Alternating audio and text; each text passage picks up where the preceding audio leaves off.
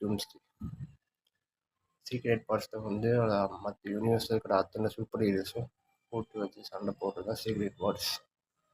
2 யூனிவர்ஸுக்கும் difference இருக்குது. இந்த படத்துலேயே டூபி மடக்கி இருக்காது 80%.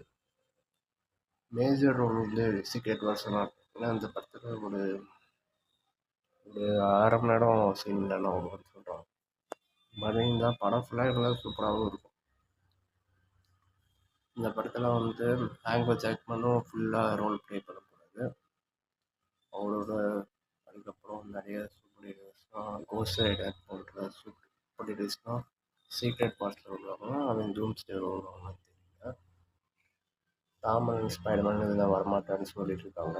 ஏன்னா அவங்க வந்து சோலோவாக ஒரு மூவி கொடுக்கணும். அதனால வர வாய்ப்பு கம்மியாகும். அப்புறம் வந்து அந்த பேட் நியூ டே வந்து ஜூலை மாதம் ரிலீஸ் ஆகுது. நெக்ஸ்ட் வீக் கூட ட்ரைலர் கண்டிப்பாக